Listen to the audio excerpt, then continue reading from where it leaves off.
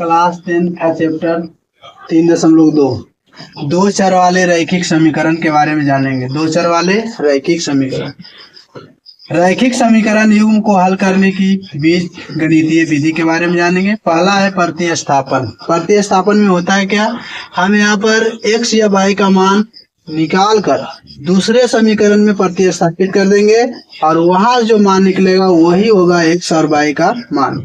तो हम देखते हैं किस प्रकार इसको हल करते हैं। x बराबर 2, ये माइनस इधर जाके प्लस में y, ये x का मान आ गया, समीकरण 2 में रख देंगे।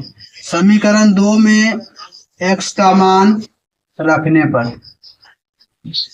यहाँ से आ गया 3 into 2 plus y plus 2y बराबर 1। यहाँ से आ गया 3 दूनी 6 प्लस 3y प्लस 2y बराबर 1। ये प्लस इधर जाकर माइनस 3 दो 5y बराबर 1 माइनस 6, तो 5y बराबर माइनस 5, तो यहाँ से कट गया, तो यहाँ y बराबर आ गया माइनस 6। अब y का मान समीकरण 1 में रखने पर तो यहाँ से x का मान आएगा, तो यहाँ से आएगा x माइनस 1 बराबर 2, तो यहाँ से x माइनस प्लस 1 बराबर 2, तो x बराबर 2 माइनस 1 अर्थात x बराबर 1। तो यहाँ से x बराबर हो गया 1 और y बराबर हो गया माइनस 1। अब दूसरा समीकरण देखेंगे, s माइनस टी बराबर 3 और s बटा 3 प्लस टी बटा 2 बराबर 6। तो यहाँ पर भी हम हल करेंगे, तो s बराबर 3 प्लस टी। अब s का जो मान है, s का मान रख देंगे समीकरण 2 में, तो s का मान समीकरण 2 में रखने पर कितना आएगा 3 प्लस टी बटा 3 प्लस टी बाई 2 बराबर 6। इन दोनों का एलसीएम लेंगे 6, यहाँ से 3 दूनी 6 प्लस 2t प्लस यहाँ से आएगा 3t बराबर 6। तो यहाँ से गुना करेंगे, तो यहाँ से आ जाएगा 3 2 5 यानी 5t प्लस में 6 बराबर 6 36 प्लस इधर तक माइनस 5t बराबर 36 माइनस 6 5t बराबर आ गया 30। तो यहाँ से t का मान आ गया 6, t का मान 6, तो t का मान समीकरण 1 में रखने पर तो यहाँ से आ जाएगा s माइनस 6 बराबर 3 माइनस उधर जाएगा प्लस, तो s बराबर आ गया 3 प्लस 6, तो s बराबर हो गया 9।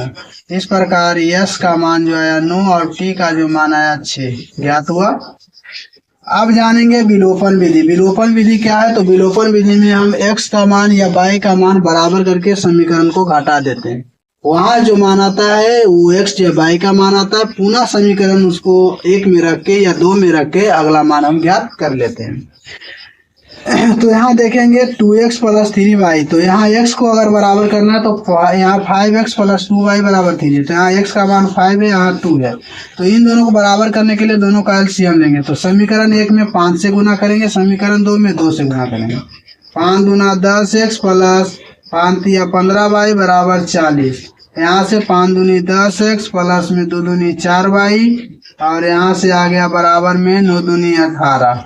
अब यहाँ पर घटाएंगे, यहाँ से कट गया, यहाँ से आ गया 11y बराबर यहाँ से घटाएंगे तो 22, 11 दूनी 22, y का मान आ गया 2। अब y का मान समीकरण 1 में रखने पर तो यहाँ से देखेंगे 2x प्लस 3 इंटू 2 बराबर 8, तो यहाँ से आ गया 2x प्लस 6 बराबर 8 प्लस उधर जाकर माइनस 2x बराबर 8 माइनस 6, तो 2x बराबर 2, तो यहाँ से x का मान जो आ गया 1, तो x बराबर 1 y बराबर 2। अगला देखते हैं विलोपन विधि से ही 8u प्लस 5v बराबर 9 3u प्लस 2v बराबर 4। तो यहाँ से हम ये जो u का मान है बराबर करेंगे, तो हम पहले ही बता चुके हैं कि इन दोनों का एलसीएम लेंगे तो इसको 8 से गुना करेंगे, इसको 3 से गुना करेंगे। 8 या 24u प्लस में 5 या 15v बराबर 27। यहाँ से आ गया, हम यहाँ से कर सकते हैं समीकरण, यहाँ जो किए थे समीकरण 1 माइनस 2, यहाँ पर हम लिख सकते हैं समीकरण 2 माइनस 1। तो ये जो समीकरण 2 है इसका मान हम पहले लिखेंगे, तो यहाँ से 24u प्लस में 16v बराबर 32, इसको गुना करेंगे तो 24u प्लस में 15 भी बराबर में यहाँ 27, यहाँ माइनस माइनस माइनस इसे ही खत्म, यहाँ से आ गया भी बराबर, यहाँ से कट के आ जाएगा 5। तो भी का मान आ गया। अब भी का मान समीकरण 1 में रखने पर तो यहाँ से ये मान हो गया, तो यहाँ से रखेंगे 8u प्लस 5 इंटू 5 बराबर 9, तो यहाँ से 8u बराबर यहाँ से 9 माइनस 25, तो यहाँ 8u बराबर माइनस 16, तो यहाँ 8 दूनी 16, तो u बराबर आ गया -2, b बराबर 5। इस प्रकार हम विलोपन विधि से इसको हल करते हैं। बराज गुणन विधि को पहले समझना होगा कि किस प्रकार हम इसको हल करेंगे, उसके बाद इस समीकरण को हम आसानी से हल कर सकते हैं। सबसे पहले x निकालने के लिए हमको चाहिए b1 c2 minus b2 c1 बराबर y निकालने के लिए c1 a2 minus c2 a1 बराबर 1/a1 b2 minus a2 b1। इसको हम हल कैसे करेंगे और बनाएंगे कैसे? तो a1 ये हो गया, b1 ये हो गया, c1 ये हो गया, a2 ये हो गया, b2 ये हो गया, c2 ये हो गया। एक बार यहाँ लिख के हम बताते हैं किस प्रकार इसको हम हल करते हैं। a1 b1 c1 a2 b2 c2।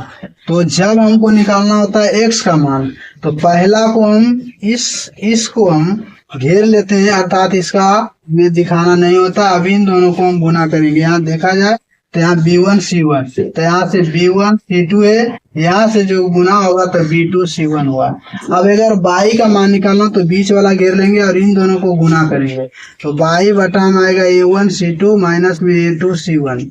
अब इसी प्रकार अगर तीसरा निकालना तो तीसरा के घेर के इन दोनों को गुना करेंगे, तो 1/a1 b1 b2 minus a2 b1। इस प्रकार जो हल करते हैं तो यहीं से x और y का मान आता है। अब यहाँ पर हम समीकरण के रूप में जानेंगे x बटा, यहाँ से अब जानेंगे b1, तो b1 का जो मान होता है वो यहाँ पर है 3 गुना। अब यहाँ के c2 हमारा मान है यहाँ 6, तो गुना 6 माइनस b2 का मान यहाँ से है -2। इनको ध्यान देना बहुत ही जरूरी है। गुना में होगा c1 का मान है 17। अब बराबर करेंगे y बटा, अब y के लिए होता है a1 का मान हो गया 2 गुना c2 का मान हो गया 6 माइनस यहाँ से अब a2 का मान हो गया 3 गुना c1 का मान हो गया 17। अब यहाँ से बराबर में 1 बटा, अब यहाँ से a1 का मान हो गया 2 गुना b2 का मान आ गया यहाँ से -2 माइनस, अब हो गया यहाँ a2 का मान हो गया 3 गुना b1 का मान हो गया 3। अब यहाँ से आ गया x बटा 18 प्लस 17 दूनी 34, माइनस माइनस प्लस तो 34 बराबर y बटा 12 माइनस 37 आया कामन बराबर 1/-4 माइनस 9। तो यहाँ से x बटा यहाँ से 8 4 12 52 बराबर आ गया 1/, यहाँ से घटाएंगे तो यहाँ से 9 3 आ गया 39 के बराबर में 1/-13। अब x का मान से इसको बराबर करते हैं, y के मान से भी इसको बराबर करते हैं। तो यहाँ से देखेंगे x का मान, तो x बटा 52 बराबर आ गया 1/-13, 13 चौका 52, तो हो गया x बराबर यहाँ माइनस के चिन्ह है तो माइनस में -4 आ गया।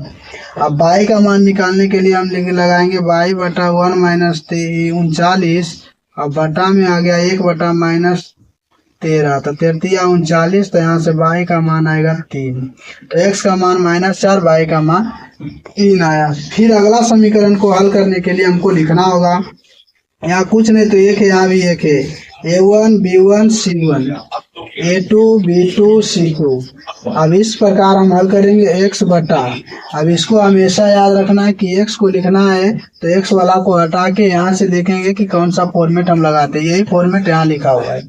तो यहाँ से हो गया b1, तो b1 का मान हो गया यहाँ से 1 इंटू c2 का मान हो गया 7 माइनस, अब यहाँ से हो गया b2 का मान हो गया 1, यहाँ कुछ नहीं तो 1 है।